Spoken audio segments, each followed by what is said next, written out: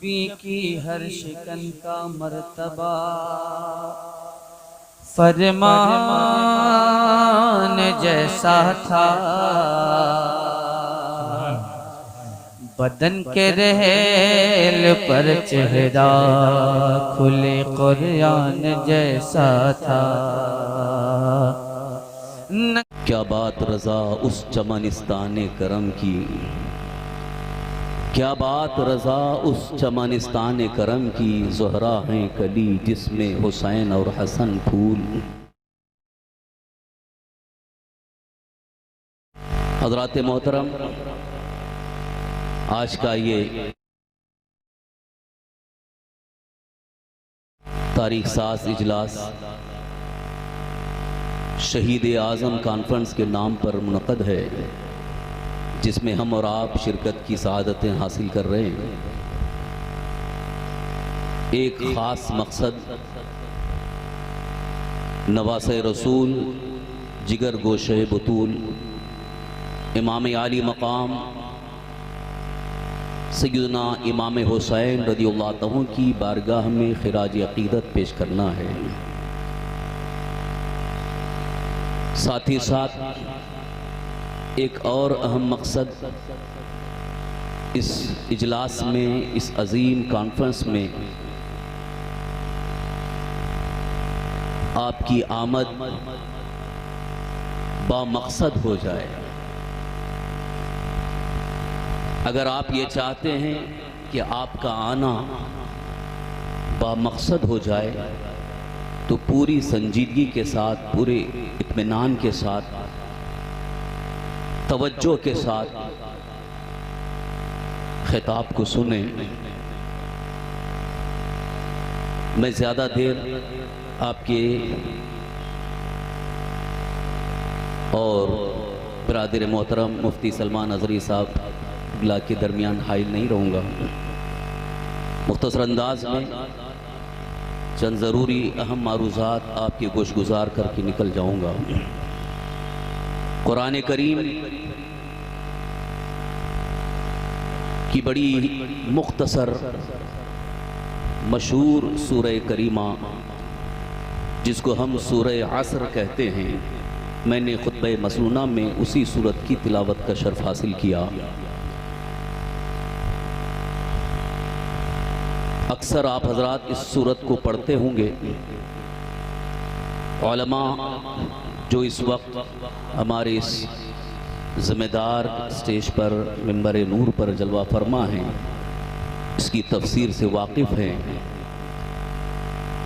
मैं इस सूरह करीमा के आखिरी हिस्से की तफसीर की रोशनी में कुछ अहम पैगाम आप तक पहुंचाना चाहूँगा।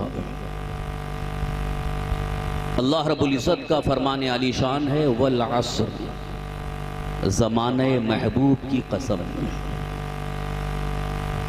असर की एक तफसीर ज़माने से की गई है, लेकिन आला हज़रत इमाम अहले सुन्नत ने तर्जुमे में यूँ फरमाया, ज़माने महबूब की कसम, क्योंकि ज़माना अल्लाह के महबूब का है, निस्बत हुजूर सल्लल्लाहु अलैहि वसल्लम की तरफ है। सबसे पहले कसम और उसके बाद एक अहम पैगाम कुरान अजीम में अल्लाह ताला ने इरशाद फरमाया, इन्नल इंसान लफी खुस्र, बेशक इंसान खसारे में है, बेशक इंसान नुकसान में है। इल्लल्लज़ीना आमनू, मगर वो जो ईमान लाए, वअमिलुस्सॉलिहात, और नेक अमल करते रहे, वतवासौ बिलहक़्क़ि वतवासौ बिस्सब्र, और एक दूसरे को हक़ की वसीयत करते रहे और सब्र की तलकीन करते रहे। हज़रात मोहतरम, कुरान करीम की इस मुख्तसर सूरत का तर्जुमा मैंने आपके सामने पेश किया। पूरी तवज्जो के साथ सुने। मैं ज़्यादा जोश बयानी से काम नहीं लूँगा, सिर्फ और सिर्फ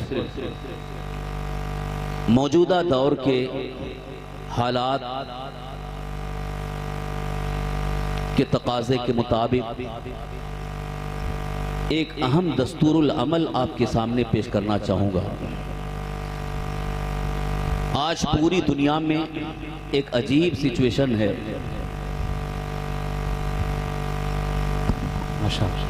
बड़ी अफरा तफरी का माहौल है। खसारा और नुकसान इंसान इस कदर उठा रहा है कि अब उससे उसकी तलाफी का कोई इलाज उसके पास मिल नहीं पा रहा है।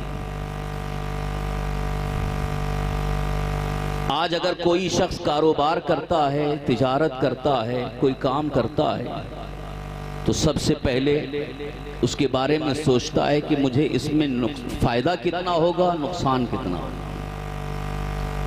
बिजनेस करने वाला पहले नजर रखता है कि इसमें बेनिफिट कितना है और लॉस कितना है। अगर ज्यादा लॉस नजर आता है तो वो उससे बच जाता है, उसमें इन्वेस्ट नहीं करता। पैसा लगाने से पहले, इन्वेस्ट करने से पहले गौर करता है कि अगर इसमें मुझे नुकसान है तो मैं इसमें पैसा क्यों इन्वेस्ट करूं, इसमें क्यों पैसा लगाऊं। और अगर सामने बेनिफिट नजर आता है, फायदा नजर आता है, तो इंसान सोचता है कि पैसा लगाऊं तो उससे मेरी तरक्की के रास्ते खुलेंगे, कामयाबी के रास्ते मिलेंगे। बहरहाल नुकसान जब सामने होता है तो जो भी अक्लमंद इंसान होगा वो नुकसान से बचने ही की कोशिश करेगा। मैं समझता हूं कि कोई ऐसा अक्लमंद नहीं होगा कि जो नुकसान को जानते हुए भी उस नुकसान को अपनाने की कोशिश करे, नुकसान से बचने ही की कोशिश करेगा। ये एक मुसल्लमा अम्र है। ये तो दुनियावी मामलात में हर इंसान नुकसान से बचने की कोशिश करता है और अपने आप को नुकसान से बचाने की कोशिश करता है।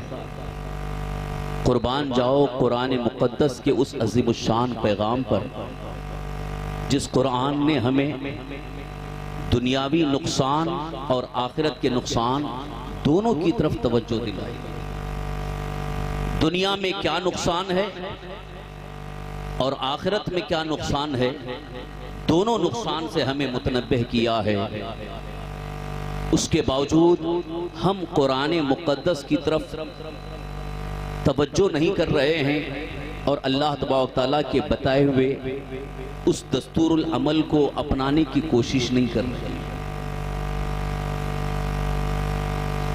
ऊपर से हमारी शिकायत, हमारा रोना यह है कि हमारा सब कुछ लुट गया, हमारी शान और शौकत खत्म हो गई और दुनियावी एतबार से आज हमारी बड़ी खराब हालत नजर आ रही है। खास तौर पर हिंदुस्तान की सरजमीन पर तमाम मुसलमानों का हाल ये है कि सिर्फ रोना रो रहे हैं, सिर्फ रोना रो रहे हैं। चाहे वो दानिश्वर हो, पढ़े लिखे हो या गैर दानिश्वर जो नहीं पढ़े लिखे, सबका एक ही रोना है कि अब हालात खराब हैं। और सबसे बड़े अफसोस की बात यह है कि जमाने को लोग कोस रहे हैं कि इस वक्त जमाना खराब है, आज का दौर खराब है। खबरदार, जमाने को मत कोसना, जमाने को बुरा भला मत कहना। जमाना बुरा नहीं है, बल्कि जमाने में जीने वाले इंसान के अमाल और उसके किरदार बुरे होते हैं तो उसके साथ वही मामला होगा। खास तौर पर जो जमाना अल्लाह के हबीब सरवरे कायनात सल्लल्लाहु अलैहि वसल्लम से मंसूब हो चुका, उसको हम किस जबान से बुरा करें। जिस जमाने की अल्लाह ताला ने कसम खाई है वो जमाना बुरा नहीं हो सकता है। जमाना बुरा नहीं है, दौर बुरा नहीं है, बल्कि जिस दौर में, जिस जमाने में इंसान अपने किरदारो अमल से इस तरह से अपने आप को साबित करते हैं कि वो अल्लाह ताला के फरमान से दूर हो गए, अल्लाह तबारक ताला के बताए हुए उस मुकद्दस तरीके से दूर हो गए और गुनाहों में जिंदगी गुजारने लगे, तो यकीनन उनको ऐसा लगता है कि जमाना खराब है। आज सिर्फ यही सिचुएशन है। हम बड़ी खुशफहमी में मुब्तला हैं कि हम बड़े कामयाब हैं, अल्हम्दुलिल्लाह। ये हमारी खुशफहमी बिल्कुल बजा है इस शर्त पर कि हम सही मानों में साहिब ईमान हो जाएं। अगर हम इस बारे में खुशी महसूस करते हैं कि हम कामयाब हैं, तो ये खुशी बजा है उस सूरत में जबकि हम साहिब ईमान हो जाएं और हमारा हर अमल बिल्कुल ही सही हो जाए। तो फिर कुरान भी हमें ये पैगाम देता है, अल्लाह ताला का फरमान है कि इंसान तो घाटे में है, इंसान नुकसान में है, मगर यहाँ इल्ला से इस्तिस्ना है, मगर जो ईमान लाए, जो ईमान वाले हैं, वो खसारे में नहीं है, वो नुकसान में नहीं है, वो घाटे में नहीं हैं, वो कामयाब हैं। और साथ साथ 3 सिफतें अल्लाह ताला ने और इरशाद फरमाई, जो ईमान वाले हैं और नेक अमल करने वाले, नेकी को अपनाने वाले और हक की तलकीन करने वाले और सब्र की वसीयत करने वाले। हजरात मोहतरम, बेशक, सुभान अल्लाह, तवज्जो के साथ सुनिए।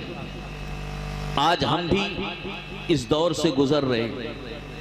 इस दौर के जो हालात हैं वो हमारी निगाहों के सामने हैं और मैं समझता हूं कि जो भी दर्दमंद मुसलमान है वो हालात को देख करके रोता होगा, उसका कलेजा फटता होगा।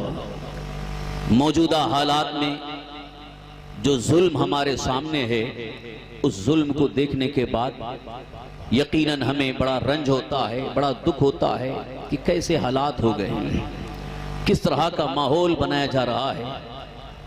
मगर इलाज क्या है? इलाज तलाश करना ये हमारी जिम्मेदारी है। सिर्फ रोना ये हमारे लिए कोई इलाज नहीं है।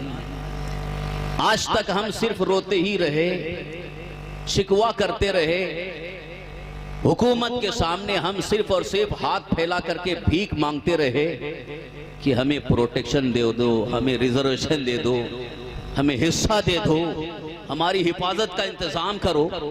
लेकिन जो अल्लाह ताला ने दस्तूरुल अमल कुरान में इरशाद फरमाया है, उसकी तरफ तवज्जो ही नहीं। जब तक कुरान मुकद्दस के दस्तूरुल अमल की तरफ तवज्जो नहीं होगी, दुनिया की कोई हुकूमत तुम्हें सुकून की जिंदगी नहीं दे सकती। बेशक, दुनिया का कोई मुल्क तुम्हारे लिए सुकून की जगह नहीं दे सकता है। दुनिया में कहीं तुम्हें इज्जत की जगह नहीं मिल सकती है। शर्त यह है कि कुरान पाक में जो अल्लाह ने दस्तूरुल अमल अता फरमाया उसको अपना लो। मैं तफसील में नहीं जाऊंगा और ना मैं कोई बहुत ज्यादा जोश बयानी से काम लूंगा, बस आपको एहसास दिलाना चाहता हूं। जरा अपने दिल पे हाथ रख करके अब खुद जायजा लो, एहसास करो कि हम आज कहां खड़े हैं। हर मुसलमान, चाहे वो बच्चा हो, जवान हो, बूढ़ा हो, हर मुसलमान रोजाना जब सूरज तुलू हो जाए उस वक्त या गुरूब आफ्ताब के बाद रात को सोने जाए उस वक्त बैठ करके सोचे कि हमारा अमल, हमारी जिंदगी अल्लाह ताला के बताए हुए दस्तूरुल अमल के मुताबिक है या नहीं। बेशक, वहीं से पता चल जाएगा।